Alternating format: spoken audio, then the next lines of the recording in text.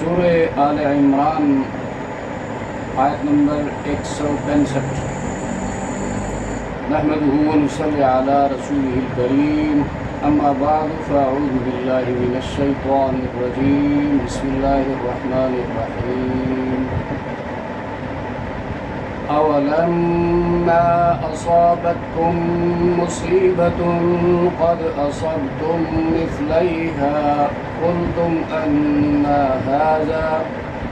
قل هو من عند انفسکم ان اللہ علی کل شیء قدیر۔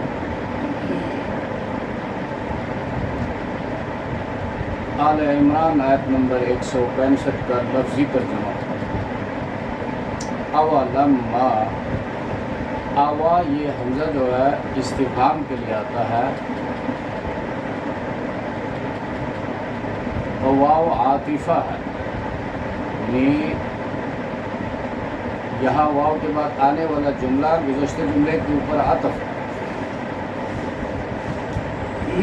لما جب، اولما اور کیا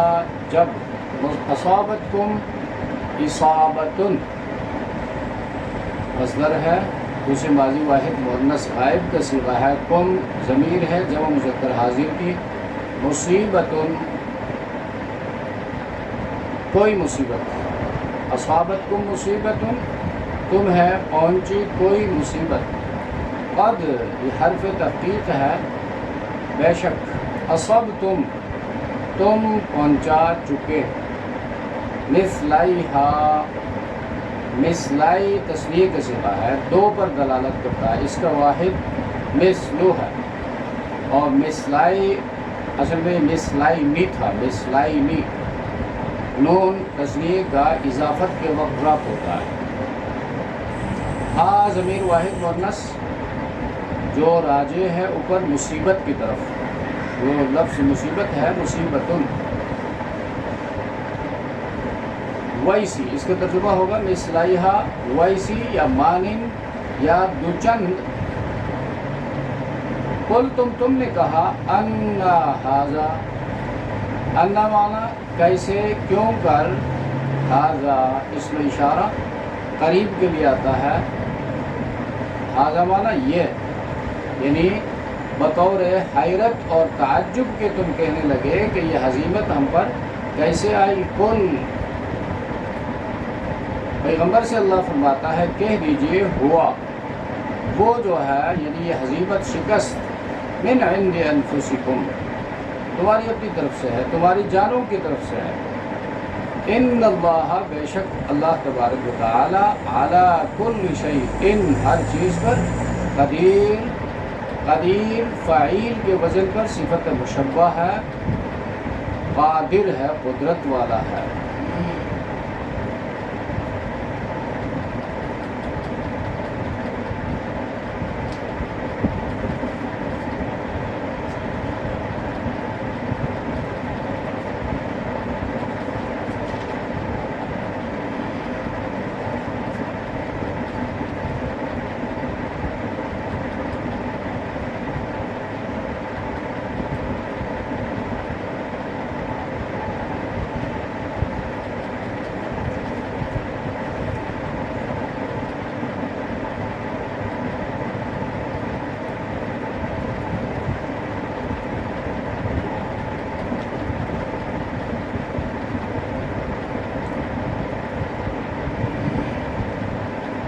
آل عمران آیت نمبر 165 کی مختصر تفسیر۔ اس ایک آیت کے اندر مسلمانوں کا شکوہ بیان ہوا ہے اور اللہ کی طرف سے اس کا جواب مرحمت فرمایا گیا ہے، اور مسلمانوں کو اپنے اندر جھانکنے کی، اپنے گریبان میں جھانک کر شکست کے اسباب اور وجوہات پر نظر ثانی کرنے کو کہا گیا ہے۔ اگر احد میں مسلمانوں کو تکلیف پہنچی تو تعجب کی کیا بات ہے، اس سے پہلے بھی جنگیں ہو چکی ہیں، غزوہ بدر پیش آ چکا ہے، اور غزوہ بدر میں مسلمانوں کی تعداد 313، کفار کی تعداد 1000، اور باوجود اس کے مسلمانوں نے کفار کو شکست دی، ان کے 70 کو جہنم رسید کیا اور 70 کو قیدی بنائے، مال غنیمت پر قابض ہو گئے۔ اور غزوہ احد میں ابتداءً مسلمانوں کو اللہ نے کامیابی سے دوچار کیا، کامیابی عطا فرمائی۔ اس کے بعد جبل الرمات سے جو لوگ نیچے آ گئے ان کی اپنی اجتہادی غلطی تھی، اور انہوں نے اپنی رائے کو نص کے مقابلے میں، رسول اللہ صلی اللہ علیہ وسلم کا حکم نص تھا، اس کے مقابلے میں انہوں نے اجتہاد کیا تو ناکامی کا سامنا کرنا پڑا، حالات الٹ گئے اور کفار پیچھے مڑ کر حملہ آور ہو گئے مسلمانوں کے اوپر، اور یوں جیتی ہوئی جنگ جو ہے ہار میں تبدیل ہو گئی، مسلمانوں کو ہزیمت اٹھانا پڑی، نبی کریم صلی اللہ علیہ وسلم کا دندان مبارک شہید ہو گیا، زخمی ہو گئے، صحابہ کرام شہید ہو گئے، زخمی ہو گئے۔ بہرحال یہ ایک عارضی تنبیہ تھی اللہ کی طرف سے، تاکہ مسلمان اللہ کے رسول کی نافرمانی سے ہمیشہ کے لیے بچے رہے، نافرمانی سے پرہیز کرے، اور ان کو یقین ہو جائے کہ اللہ کے رسول کی بات ماننے میں اور اس کے منہج پر چلنے میں ہی کامیابی ہے۔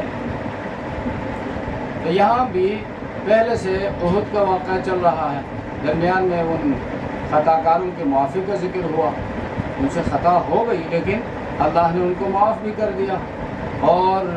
اس حوالے سے معافی کا تعلق چونکہ اخلاق کے ساتھ ہے، نبی کریم صلی اللہ علیہ وسلم کے اعلیٰ اخلاق اور اخلاقی صفات کا تذکرہ آیا۔ اب پھر احد کے قصے کی طرف لوٹتے ہیں۔ تو جنگ احد میں مسلمانوں کو جو تکلیف پہنچی، جو صحابہ کرام شہید ہوئے 70 اور نقصان اٹھانا پڑا، لوگ تعجب سے کہنے لگے یہ مصیبت کہاں سے آ گئی؟ مقصد ان کا یہ تھا کہ ہم مسلمان ہیں، ہمارا کاز، ہمارا مشن جو ہے بہت اونچا ہے، ہمارے اندر اللہ کا رسول موجود ہے اور دین حق کے لیے ہم لڑ رہے ہیں، اور رسول کے اوپر وحی نازل ہوتی ہے، پھر یہ مصیبت ہم پر کیوں نازل ہوئی؟ تو جواب میں ان سے کہا گیا کہ یہ باتیں زبان سے نکالنے سے پہلے ذرا غور کرو، سوچو، جس قدر تم کو تکلیف پہنچی ہے اس سے دگنی تکلیف تم نے مشرکین کو پہنچائی ہے۔ گزشتہ سال بدر کے مقام پر تم نے 70 کو قیدی بنا لیا، 70 کو ہلاک کیا اور مال غنیمت لے کر واپس ہوئے، اور انہوں نے صرف تمہارے 70 بندوں کو شہید کیا اور شہادت کے وہ اعلیٰ مقام تک پہنچ گئے، اور باقی کوئی مال غنیمت وغیرہ ان کو حاصل نہیں ہوا ہے، تو پھر تم بددل کیوں ہو رہے ہو؟ یہ ایک دعوت فکر ہے کہ دنیا دارالاسباب ہے، الحرب سجال بیننا و بینہم، یعنی جہاد، جنگ جو ہے وہ ہمارے اور ان کے درمیان ڈول کی طرح ہے کہ ڈول کبھی نیچے جاتا ہے کبھی اوپر آتا ہے، تو دنیا میں کبھی ایک جیتتا ہے کبھی دوسرا جیت جاتا ہے، کبھی ایک کو شکست ہوتی ہے کبھی دوسرے کو شکست ہوتی ہے۔ تو اب مزید غور و فکر کرنے کا حکم دیا گیا کہ تم نے یعنی اپنی جو ہسٹری ہے، مدینہ سے جو تم چلے تھے وہاں اللہ کے رسول نے کیا مشورہ دیا تھا؟ ایک بات وہاں پر یہ تھی، رسول اللہ صلی اللہ علیہ وسلم نے خواب دیکھا تھا، خواب میں ایک زرہ دیکھا تھا مضبوط، اور اس کی تعبیر یہ کی تھی کہ مضبوط قلعہ، اب مضبوط قلعہ مدینہ ہے، لہٰذا مدینہ کے اندر رہ کر دفاعی جنگ لڑی جائے۔ لیکن وہاں پر کچھ اور بھی تجربہ کار صحابہ کرام نبی علیہ السلام کے ساتھ تھے، ان کی بھی رائے یہی تھی، لیکن جو پرجوش نوجوان تھے جو پچھلے سال بدر میں شریک نہیں ہو سکے تھے، وہ آرزو کر رہے تھے کہ ایسا موقع، ایسا موڑ آ جائے کہ ہم جام شہادت نوش کریں اور لوہا منوائے کفار سے مقابلہ کریں۔ تو ایک بات یہ ہے تم نے جوش میں آ کر نبی کریم صلی اللہ علیہ وسلم کے مشورے کو پس پوچھ ڈال دیا اور مدینہ سے نکل کر میدان جنگ کی طرف جانے پر تم نے اصرار کیا، یہ تمہاری طرف سے ہے۔ دوسری بات، اور تمہارے ساتھیوں میں سے کچھ جو جبل الرمات اس پڑاؤ کے اوپر مقرر کیا گیا تھا ان کو تاکیدی حکم یہ دیا گیا تھا کسی حال میں بھی تم نے نیچے نہیں اترنا ہے، لیکن انہوں نے جب جنگ جیتی ہوئی دیکھ لی تو اوپر سے نیچے آ گئے، مورچہ چھوڑ دیا اور جس سے کافروں نے فائدہ اٹھا لیا۔ اور تیسری بات، عین میدان جنگ میں تمہاری جماعت کے 300 بندے جماعت کو چھوڑ کر واپس ہو گئے، یہ بھی اسباب میں سے ایک سبب تھا۔ تیسری بات، وہ بدر کے میدان میں یعنی جو قیدی تمہارے پاس آئے تھے ان کو قتل کرنے اور ان کا فدیہ لے کر چھوڑنے میں یعنی چھوڑنے کے لیے تمہیں اختیار دیا گیا تھا، لیکن ساتھ یہ شرط لگائی گئی تھی کہ اگر تم نے فدیہ لے کر ان کو چھوڑ دیا تو اگلے سال تمہارے 70 قتل کیے جائیں گے، شہید ہوں گے، تو تم نے ان کو فدیہ لے کر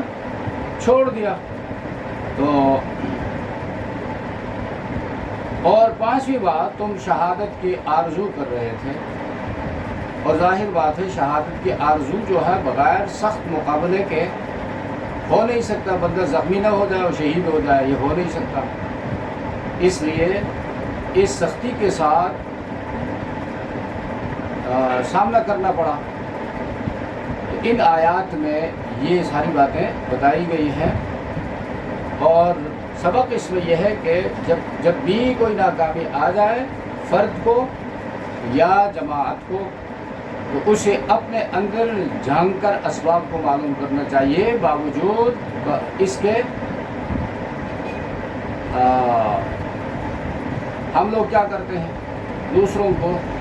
موردی الزام دلاتے ہیں کہ فلاں کی وجہ سے میں ناکام ہو گیا، فلاں کی وجہ سے شکست اٹھانی پڑی، لیکن قرآن کہتا ہے کہ شکست کے اسباب، ناکامی کے اسباب خود تمہارے اندر ہیں۔ اولما اصابتکم مصیبت، اور کیا جب پہنچی تمہیں مصیبت، کچھ تکلیف، قد اصبتم مثلہا، تحقیق پہنچا چکے ہو تم، مثلہا اس سے ڈبل، قل تم کہا تم نے، ان ھذا یہ کہاں سے آئی، قل هو من عند انفسکم، کہہ دیجئے پیغمبر وہ تمہاری اپنی جانب سے آئی، یعنی اگرچہ خالق اس شکست کا اللہ ہے، لیکن اس شکست کے لیے اسباب تم نے تیار کر لیے، اور نتیجہ شکست کا اللہ نے نکالا۔ خالق تو بہرحال اللہ ہے، خیر کا بھی شر کا بھی، لیکن کسب کرنے والا انسان ہے۔ انسان نے اپنے اختیار کو استعمال کیا اور ان اسباب کو جمع کیا، تو جب اسباب جمع ہو گئے تو نتیجہ نکل آیا کامیابی کی شکل میں یا ناکامی کی شکل میں، تو وہ نتیجہ نکالنا، اس نتیجے کو پیدا کرنا، یہ اللہ کا کام ہے۔ تو یہ اسباب کی حد تک جو ہے ان کی طرف نسبت ہوئی، تمہاری اپنی جانب سے ہے۔ ان اللہ علی کل شیء قدیر، بے شک اللہ تبارک و تعالی ہر چیز پر پوری قدرت رکھنے والے ہیں، مدد کرنے پر بھی اور شکست دینے پر بھی۔ وہ تمہارے دشمنوں کو دوبارہ شکست بھی دے سکتا ہے اور تمہاری مدد بھی کر سکتا ہے۔ اللہ تبارک و تعالی ہم سب کو سمجھنے کی توفیق عطا فرمائے۔ سبحان ربک رب العزت عما یصفون وسلام علی المرسلین والحمد للہ رب العالمین، آمین۔